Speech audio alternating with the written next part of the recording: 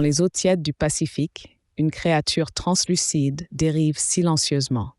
Sa beauté hypnotique attire les plongeurs, mais une seule caresse peut tuer un homme adulte en quelques minutes. Cette contradiction mortelle a un nom, la méduse cône. Charybdea rastoni, de son nom scientifique, défie tout ce qu'on croit savoir sur les méduses. Contrairement à ses cousines rondes et molles, elle arbore une ombrelle carrée, presque géométrique, qui lui donne l'apparence d'une cloche de cristal sculptée par la nature. Ses 4 tentacules, longs de plusieurs mètres, ondulent avec une grâce trompeuse.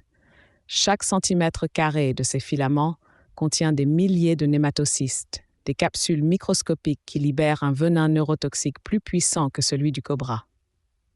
Cette arme biologique lui permet de paralyser instantanément ses proies dans un rayon de 3 mètres. Mais pourquoi une telle violence chez un animal si fragile? On la trouve principalement dans les eaux chaudes d'Australie du Nord et d'Asie du Sud-Est, où la température dépasse 24 degrés. Plus on s'éloigne de l'équateur, plus elle se raréfie. Elle évite les eaux froides car son métabolisme ralentit drastiquement sous 20 degrés, la rendant vulnérable aux prédateurs. Sa stratégie alimentaire est d'une efficacité redoutable. Elle chasse activement, contrairement aux méduses passives. Ses yeux primitifs détectent les mouvements et elle propulse son corps vers les petits poissons à une vitesse surprenante. Le venin agit en secondes, paralysant le système nerveux de la victime. Elle se nourrit tous les 2 jours, digérant lentement ses proies dans sa cavité gastrique. La reproduction révèle un cycle fascinant. Les mâles libèrent leurs spermatozoïdes dans l'eau, fécondant les œufs des femelles. Ces derniers se transforment en polypes qui s'accrochent au fond marin pendant des mois.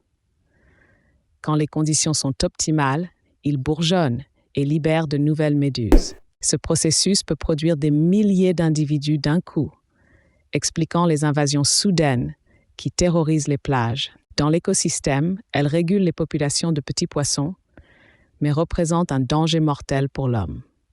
Chaque année, elles causent plus de décès que les requins, les crocodiles et les serpents marins réunis.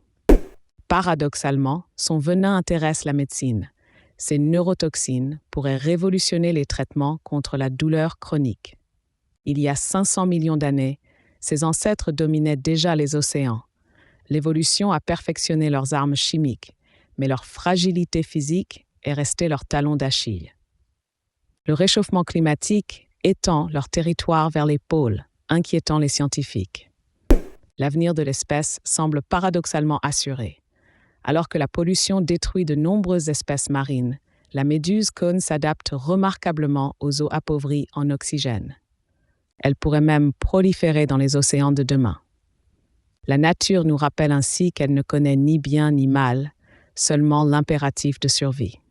Cette beauté mortelle continuera de fasciner et d'effrayer, gardienne silencieuse d'un équilibre océanique que nous comprenons à peine.